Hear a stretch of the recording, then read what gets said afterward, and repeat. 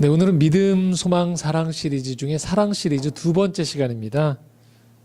사랑은 오래 참습니다. 야고보서 5장 7절에서 12절까지의 말씀으로 함께 은혜를 나누고자 합니다. 오늘 이 사랑은 오래 참습니다는 고린도전서 13장 4절에 이 말씀이 나오죠. 사랑은 오래 참고라고 나옵니다. 그 말씀에 대한 함께 이 적용과 은혜를 나누는 시간입니다. 여러분들께서 최근에 벌어지고 있는 일련의 이 사태 속에서 연예인들이 큰 사회적 이슈가 된 소식을 계속 접하고 계실 겁니다. 꽤 들썩이고 있죠. 자녀들 보기에 사실 좀 민망한 내용들이 많이 나와요. 그 내용들이. 그런데 좀 더 안타까운 것은 이 이름이 오르내리고 있는 연예인들이 우리 자녀들이 한참 동경에 맞지 않는 그 인기를 누리고 있었던 그 위치에 있었던 소위 말한 요즘 연습생을 거쳐서 연예인이 되어지면 또는 오디션 프로그램을 통해서 되고 싶었던 자리에 사실 올라간 연예인들이었어요. 성공한 연예인들이죠. 자, 그런데 우리가 일련의 지금 벌어지는 사태를 보면서 모든 연예인이 다 그런 건 아니거든요, 사실. 그렇지만 한편으로 우리가 좀 이런 문제들을 접할 때 반성할 필요가 있는 것은 우리가 그간 방송에서, 주로 예능 프로겠죠, 방송에서 이 연예인들이 나와서 했던 그 말들, 여러 가지 자막으로까지 표시되었던 여러 가지 이 우리가 듣고 그냥 즐겼던 그 사건들 하나하나가 사실은 가만히 들어보니까 충분히 우리가 반성할 만한, 그 당시에도 문제 제기를 할 만한 내용들이 많았다는 거예요.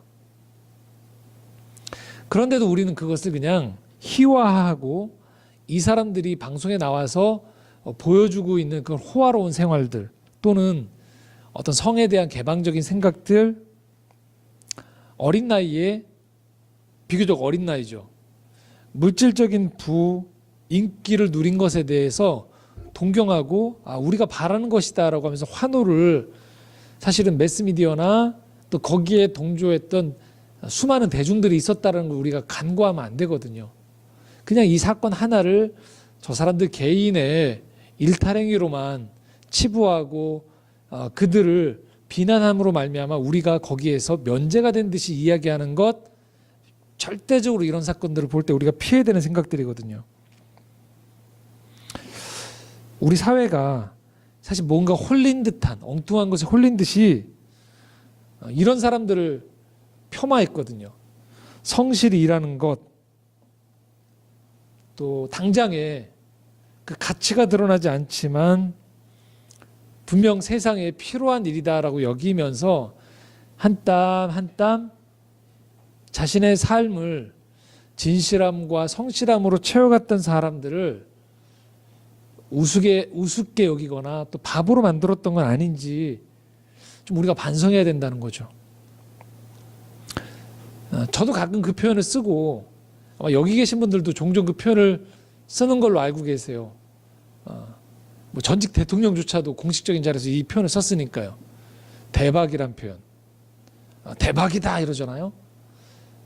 제가 말씀을 준비하면 좀 찾아봤어요. 이 어원이 어디에 있는가 했더니 정확한 어원을 잘 모르더라고요. 근데 추론컨대 한 3가지 정도가 이 대박에 이 어원적인 기원이 있다고 해요. 첫 번째는요, 큰 배라는 거예요. 대박. 왜 선박할 때 우리가 배를 선박을 할 때 그 배 있죠, 박. 그래서 정말로 큰 배다라는 의미가 있고요. 그럴 것이다라는 추론이 있는데 이게 좀 약하대요. 제일 유력한 것 중에 하나가 두 번째랍니다.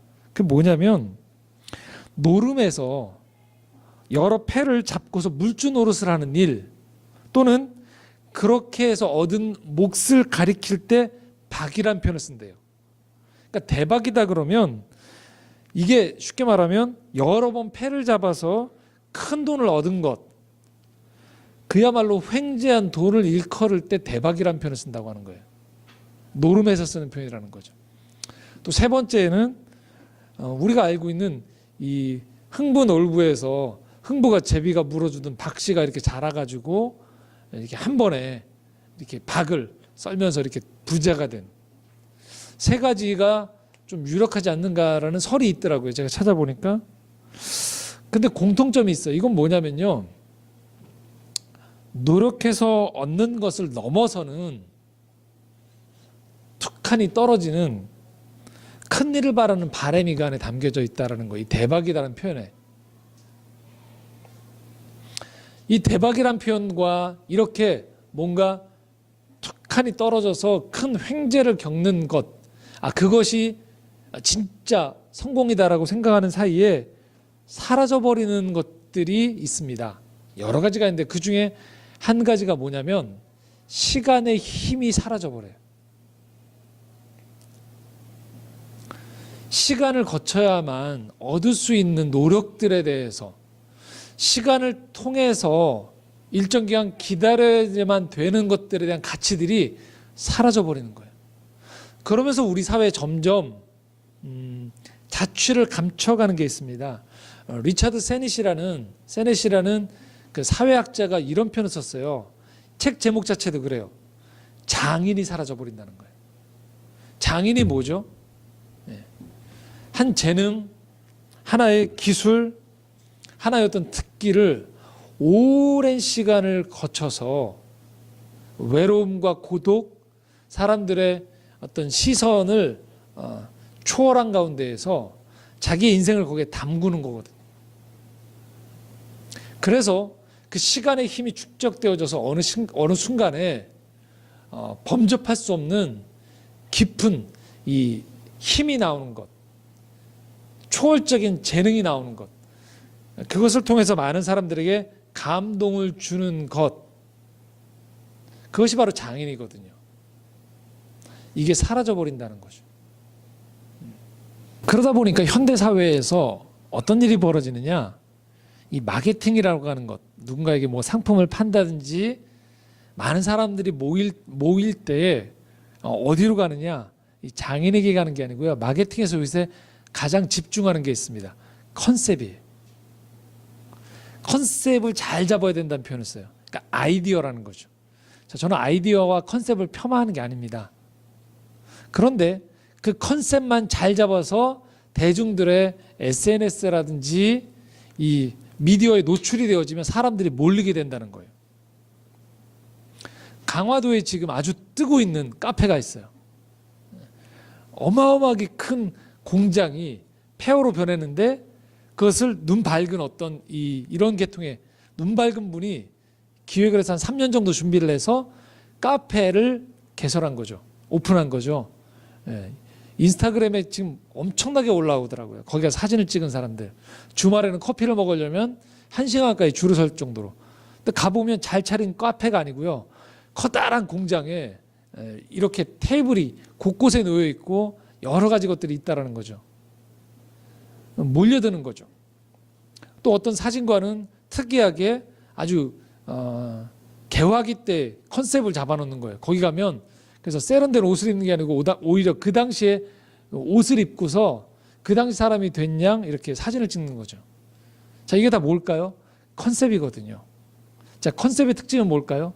흐름을 잘 타서 몇 년간 유행을 얻는 거예요. 인기를 얻는 거죠. 근데 오래 가진 않아요. 그래서 컨셉이라고 표현을 쓰는 거죠.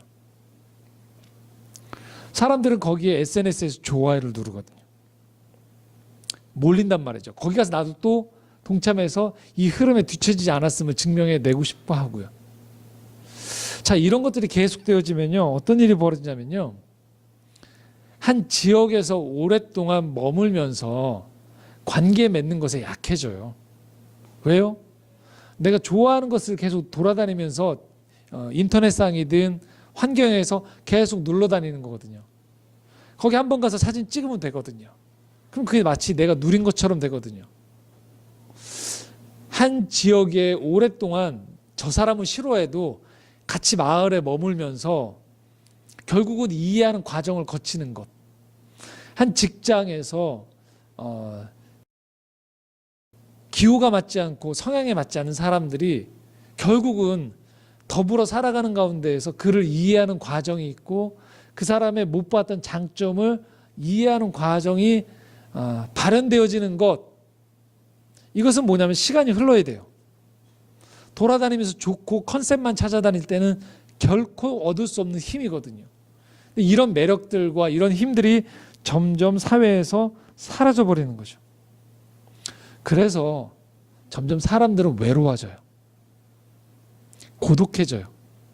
그리고 이런 많은 떠다님 속에서, 유목민처럼 떠다님 속에서 자기도 모르는 사이에 안정감이 사라져버리는 거죠. 이게 전체 지금 현대 문화 안에 벌어지고 있는 현상이거든요. 그래서 우리가 트렌드를 무시해도 안 되기 때문에 분명히 그런 트렌드는 고민하고 분명히 어느 정도 맞출 필요가 있죠. 하지만 그것이 전부가 아니라는 것 또한 우리가 명심해야 됩니다. 관계는 힘이 들어요. 관계에는 시간이 들어가요. 그리고 그 컨셉에서 다 감당할 수 없는, 담아낼 수 없는 오로지 시간의 힘을 견뎌내고 차곡차곡 쌓였던 사람만이 가질 수 있는 그 진중한 힘을 우리가 무시하면 안 된다는 것입니다. 자, 오늘 우리가 주제가 사랑은 오래 참는 것이다라고 했어요. 자, 저는 이런 표현을 쓰고 싶습니다. 사랑하려면 거기엔 시간이 걸린다. 사랑에는 시간이 포함된다라는 말씀을 드리고 싶다라는 거예요. 오늘 말씀 야고보서 5장 7절 말씀 한번 같이 읽어보겠습니다. 같이 읽겠습니다. 시작. 그러므로 형제들아 주께서 강림하시기까지 길이 참으라. 보라 농부가 땅에서 나는 귀한 열매를 바라고 길이 참아 이른 비와 늦은 비를 기다리나니. 기다리라고 얘기하고 있습니다. 길이 참으라고 얘기하고 있어요. 그러면서 비유를 하나 들고 있어요. 농부가 땅에서 나는 귀한 열매를 바라고 길이 참아야 된다는 거예요. 그래서 이른 비와 늦은 비를 기다린다는 거예요. 이 농경사회 속에서. 우리가 농경사회가 아니더라도 집에서 화초 하나를 키우더라도 우리가 알게 되는 게 있죠. 아무리 인위적으로 그것을 꽃을 피우려고 노력해도 때를 기다려야 되거든요. 양분을 줘야 되고요. 시간의 힘을 기다려야죠. 물론 인공조명을 쏘면 조금 더 빨라질 수 있지만 그럼에도 불구하고 그 생명 안에서 생명이 일정 기간 발화하고 자라나는 데는 반드시 시간이 필요해요. 기다려야 되는 거죠. 참아야 되는 거죠. 꽃을 보고 싶어도. 마찬가지로 지금 고난당하고 있는 그 소아시아 지역 성도들에게 지금 건네는 이 야고보 사도가 건네는 이 표현이 뭡니까? 길이 참으라는 거예요. 시간이 분명히 기다려야지만, 시간이 포함되어져야지만 드러나는 진리가 있다는 거예요. 자, 8절 말씀입니다. 함께 읽겠습니다. 시작. 너희도 길이 참고 마음을 굳건하게 하라. 주의 강림이 가까우니라. 저희가 15주 동안 요한계시록을 보면서 그 말씀을 들었죠. 주께서 강림하심이 가까웠다라는 것. 영원의 시간 안에서 볼 때는 짧은 시간이지만 이 땅의 시간, 유한한 시간을 사는 우리에게는 길게 느껴진다는 거죠. 하지만 이미 주님의 강림하심은 시작되었다라고 표현했습니다. 주님이 다시 오시는 그 날이 선포가 되어졌고 우리에게 가까이 다가온다라고 말씀했어요. 그래서 오늘 이 땅에 살아가는 사람들은 반드시 이 진리, 주님이 다시 오심, 주님의 살아 역사하심, 하나님의 말씀이 진리임이 드러나는 것들을 위해서는 우리가 해야 되는 것이 바로 뭐냐?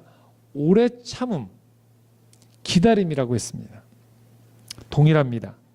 그래서 이 성경의 많은 기자들, 성경에 포함되어 있던 사람들, 성경을 믿고 살았던 사람들의 삶에서 드러나는 중요한 특징이 한 가지가 있습니다. 바로 10절 말씀입니다. 함께 읽겠습니다. 형제들아 주의 이름으로 말한 선지자들을 고난과 오래 참음의 본으로 삼으라. 모든 세대의 선지자들, 하나님 말씀을 위해서 살고자 노력했던 사람들, 그 선지자들을 그들에게 동일하게 나왔던 일이 하나 있다는 거예요. 그것은 고난, 오래 참음이 있었다는 거예요. 항상 이런 말씀을 드릴 때 오해하지 않아야 되는 게 기독교와 고행의 종교가 아니에요. 고난에 자처하기 위해서 가는 종교가 아닙니다. 하지만 유한한 이 땅 가운데에서 눈에 보이는 것만을 중요시 여기는 세상 속에서 진리를 따른다는 것, 하나님의 살아 역사하심을 믿으며 따라간다는 것에는 어려움이 수반된다는 거예요. 그것을 외면할 수 없다는 거예요. 마치 한 사람이 건강해지기 위해서는 반드시 그가 운동을 해야 된다라면 일정 부분 일정한 수준에 도달하기까지 몸이 근육을 갖고 건강해지기 위해서는 반드시 시간을 투자해야 되는 거죠. 그리고 그 시간이 계속 반복되어짐을 통해서 어느 정도 축적되기까지 그는 인내해야 되는 거죠. 요리를 할 때 마찬가지죠. 새로운 재료들을 집어넣고 그냥 선포만 한다고 될 문제가 아닌 거죠. 기다려야 됩니다. 길지 않지만 그 시간을 기다려야지만 반드시 요리가 숙성되어지는 것이죠. 한 사람이 한 재능을 발현하고 그것이 발화해서 열매를 맺어서 사람들에게 환호와 감동을 주기까지 고독한 시간이 들어감을 우리는 외면해서는 안 된다는 것이죠. 그렇기 때문에 우리가 사랑을 이야기한다. 왜 바울은 여기에 오래 참음을 집어넣는가? 이게 진리이기 때문에 그래요. 우리 인생의 관계와 인생의 목표를 이뤄나가는데 사랑이 없으면 안 되는데 그 사랑을 실현해가는 과정에 반드시 들어와야 되는 과정이 무엇이냐? 오래 참지 않고서는 그 사랑이 이루어지지 않는다는 거예요. 바울은 여기에서 그럼에도 불구하고 이 오래 참음, 사랑의 오래 참음을요, 인간적인 편에서의 극기, 자기 수양을 통해서 이것을 잘 참아내라고 이야기하는, 인간 편에게 이 문제를 모든 것들을 다 돌려서 여러분 잘 참으십시오라고 하는 것에서 그치지 않아요. 이것을 전혀 다른 차원으로 끌고 가서 사랑의 오래 참음이 바로 이런 차원이구나라는 것들을 보여줍니다. 그것이 바로 11절에 나옵니다. 함께 읽겠습니다. 시작. 보라, 인내하는 자를 우리가 복되다 하나니 너희가 욥의 인내를 들었고 주께서 주신 결말을 보았거니와 주는 가장 자비하시고 긍휼히 여기시는 이시니라. 성경에 나오는 욥기, 구약 성경에 나오는 욥의 이야기를 끌고 들어옵니다. 자, 욥은 그 당시에 동방에 살던 하나님을 잘 경외하던 신앙인이었어요. 그런데 그 신앙인의 삶에 이유 없이 고난이 찾아와요. 욥기를 읽어보시면 아시겠지만 이 사단이 욥이 어떻게 하나님을 순전하게 경외할 수 있겠습니까? 이유가 있을 것입니다라고 하면서 고난을 주겠다라고 하자 하나님이 허락하셨던 거죠. 근데 여기서 포인트는 욥은 이유를 몰라요. 하늘에서 벌어진 일이었기 때문에. 어떤 고난이 닥칩니까? 자녀들이 사망하는 사건들이 발생하죠. 줄줄이 죽습니다. 재산이다. 도적대와 여러 가지 자연재해를 통해서 다 사라져버려요. 재산이. 그리고 아내도 떠나고 자신조차도 신체적인 극한 고통 가운데 당하는 거죠. 보통 우리가 이 욥기를 얘기할 때는 신학적으로 이렇게 표현합니다. 신정론이라고 얘기해요. 그러니까 이유 없는 고난이 당할 수 있다. 거기에 하나님의 섭리가 있으나 우리는 다 모른다라고 표현하거든요. 그런데 보통 우리가 그래서 이 욥기를 읽으면서는 이유를 알 수 없는 고난이 찾아올 수 있다 정도에서 우리는 그칩니다. 그런데 지금 이 야고보 사도의 이 편지에 보면 이 욥의 이 인내를 말하면서 특이한 표현을 써요. 어떤 표현이냐면요. 하나님께서 이 욥의 고난을 바라보시면서 욥의 결말을 보았지 않았느냐. 욥의 결말과 함께 끌어들이는 그 표현이 뭐냐. 하나님께서 가장 자비하시다, 긍휼히 여기시는 분이다라고 표현하고 있어요. 자, 그냥 우리가 성경을 고민 없이 읽으면 당연한 듯이 보이는데요. 여러분 욥기서를 만약 읽으시면 진지하게 이런 질문을 던지게 돼요. 사실 욥기를 통해서 인내한 건 누구였을까요? 욥이었습니다. 견뎌낸 건. 욥기서 4장부터 37장까지, 그러니까 3장까지 욥의 이야기가 나오고 4장부터 욥의 친구가 4명이 등장하거든요. 변론을 주고받습니다. 그리고 욥기 38장에 하나님께서 등장하세요. 그러면 욥기 4장부터 37장까지는 사실 욥이 견뎌냈던 거예요. 그런데 성경은 지금 하나님께서 자비하시고 긍휼히 여기셨다라는 표현을 쓰고 있어요. 이상한 일이거든요. 사실 욥기를 보면 4장부터 37장까지의 이 하나님의 모습, 그리고 38장에 갑자기 등장하셔서 욥에게 꾸짖는 듯하게 보이는, 오늘 저희가 이 신앙 세미나 할 때도 이 표현이 나오는데 욥기를 말씀을 통해서 하나님의 거룩한 분노라고 표현해요. 이 장면을. 그런데 그렇게만 보면 하나님은 무자비하고 냉혹한 신이에요. 왜요? 욥은 이유 없이 고난을 당했거든요.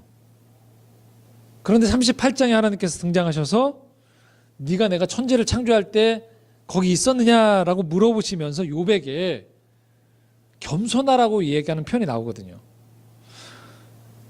자, 그러면 사람 편에서 보면 이 신은 대단히 무자비한 신이에요. 냉철한 신이에요. 냉혹해요. 고난은 사람이 당했는데 갑자기 등장해서 겸손하라고 하는 신처럼 보이거든요. 자비로운 신일까요? 아닐 수 있거든요.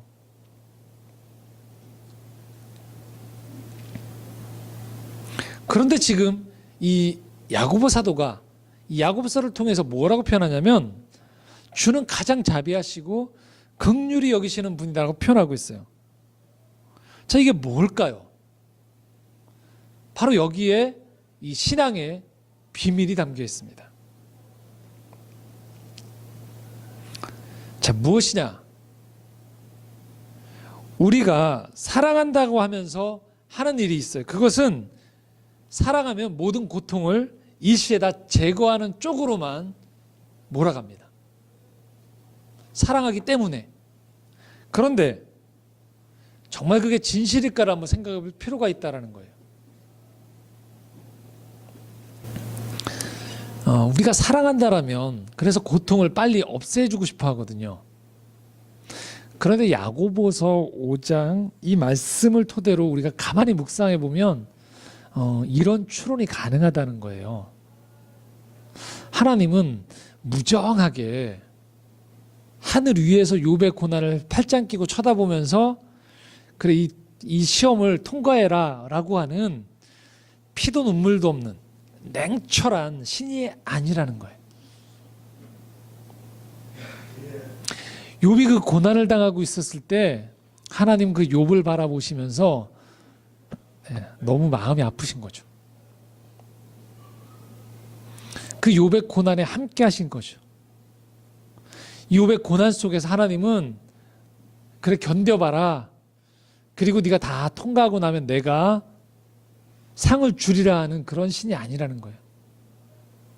부모의 심정으로 자녀가 학창시절에 운동회를 뛸 때 그 부모가 그 모습을 바라보면서 운동장에서 자녀가 뛰고 있을 때 혹여라 넘어질까, 넘어졌을 때 제발 털고 일어나서 끝까지 완주할 때 부모의 마음이 얼마나 마음이 졸일까 하는 심정처럼 하나님은 욥이 이 고난을 끝까지 견디기를 간절히 바라시면서 그 고통에 함께 동참하셨다는 것이죠.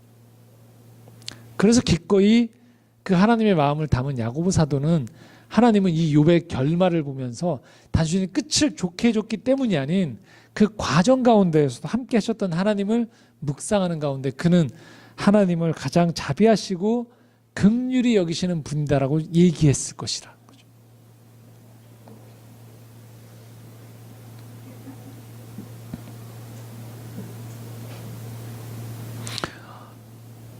어떤 한 사람을 진정으로 사랑한다라면 우리는 그가 껍질을 깨고 자기 힘으로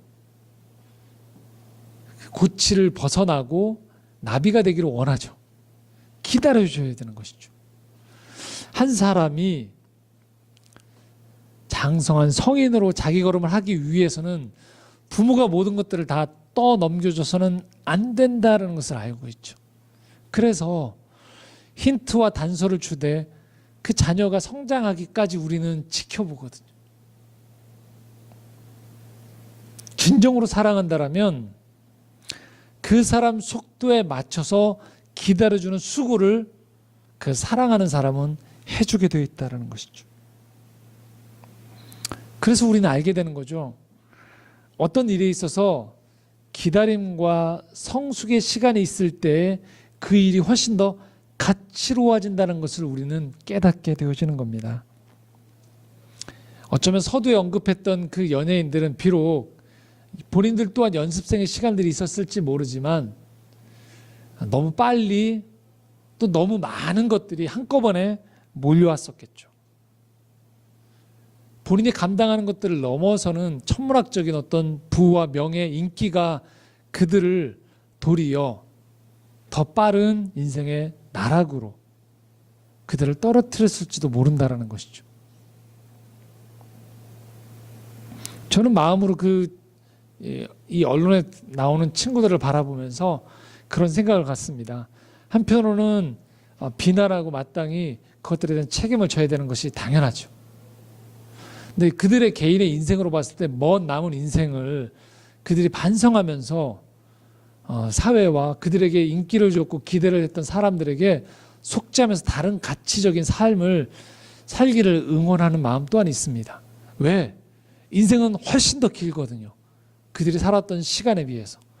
상처 줬던 사람들에게 철저하게 반성하는 삶을 살면서 그들의 남은 인생을, 이 남아있는 시간을 후회와 자책과 포기로 일관하지 않고 또 다른 의미에서 긴 레이스를 포기하지 않았으면 하는 바람이 있습니다.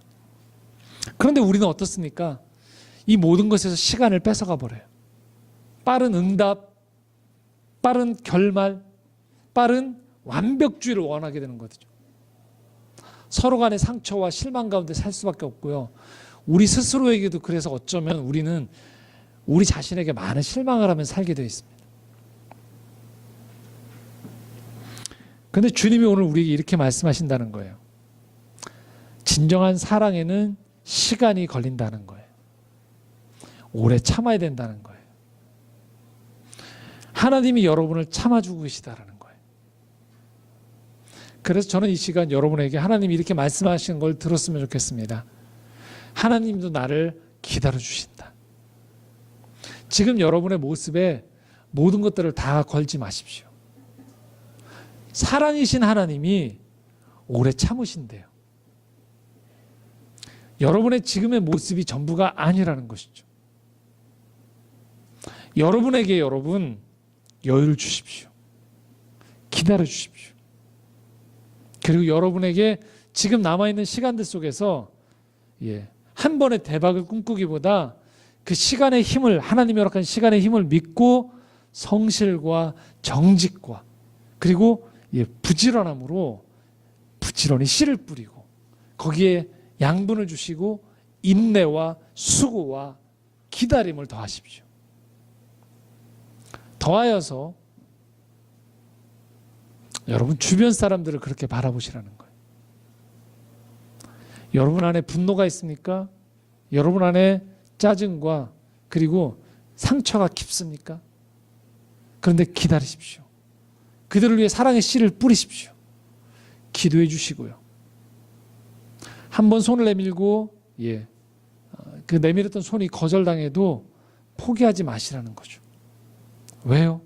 사랑은 오래 참는 것이니까. 오늘 말씀 그래서 우리에게 이렇게 정리하고 있습니다. 12절 말씀입니다. 함께 읽겠습니다.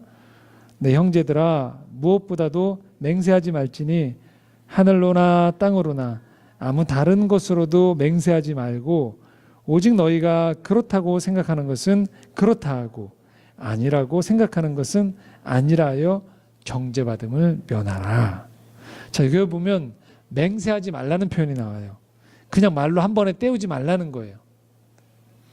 그렇다고 생각하면 그렇다고 얘기하고, 아니라고 얘기하면 생각하면 아니라고 말하는 거예요. 자, 아니라고 말하면 무슨 일이 벌어지냐? 그 말한 것들에 책임을 지고 수고가 들어가게 돼 있어요. 자, 여러분 이해하기 쉽게요. 조금 더 쉬운 말로 표현되어 있는 메시지 성경에 나와 있는 이 구절을 이렇게 표현한 것들을 한번 보도록 하겠습니다. 한번 같이 읽어보겠습니다. 시작. 하나님은 돌보시는 분이심을 알았으니 이제 여러분의 말로 그 사실을 알리십시오. 여러분의 말에 맹세하건대 같은 표현을 덧붙이지 마십시오. 하나님을 재촉하려고 맹세를 덧붙이는 조급함을 보이지 마십시오. 그저 예라고 하거나 아니요 라고만 하십시오. 참된 것만 말하십시오. 그래야 여러분의 말이 여러분을 거스르는데 사용되지 않을 것입니다. 하나님을 재촉하려고 맹세하지 말라는 거예요. 여러분 스스로도 맹세를 내놓고서 책임지지 못하고 오히려 할 수 있는 것에 할 수 있다고 얘기하고 하지 못하는 것에 못한다고 얘기하는 가운데 여러분의 삶에서 시간에 힘을 믿고 오래 참는 가운데 성실과 정직과 근면을 더하시라는 것입니다. 그리고 기다리시라는 거예요. 오늘 우리에게 그래서 필요한 것들은 어쩌면 하늘에서 뚝 떨어지는 좋은 사람, 대박, 타이밍이 아닐 수 있어요. 오히려 오늘도 우리를 긍휼히 여기시면서 오래 참으시는 하나님을 신뢰하고 하나님의 법칙을 믿으면서 여러분의 삶의 자리에서 그렇게 믿음으로 사랑의 씨를 뿌리고 사랑의 기다림을 견뎌내는 것이 우리에게 필요한 것일지도 모르겠습니다.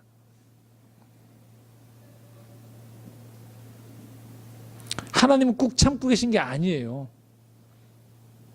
사랑으로 기다리시는 거예요. 하나님은 오늘도 사랑으로 일하고 계신 겁니다. 그게 사랑의 진리예요. 사랑을 오래 참는다? 그냥 나보고 꾹 참으란 얘기가 아닙니다. 시간의 힘을 믿는 가운데 사랑으로 할 수 있는 것들을 하고 더 할 수 없는 것들 속에서는 시간의 힘을 믿으면서 기다리고 인내하고 기도하는 것을 말하는 것이에요. 정리하겠습니다. 사랑은 언제나 오래 참는다고 이야기합니다. 하나님이 오늘 여러분을 오래 참으십니다. 여러분을 용납하십시오. 여러분 하고 계신 일, 여러분의 만남과 관계 속에 이 오래 참음이 있을 때 그 사랑이 헛되이지 않고 진리로 드러난다는 것 기억하십시오. 사랑은 언제나 오래 참습니다. 기도하겠습니다.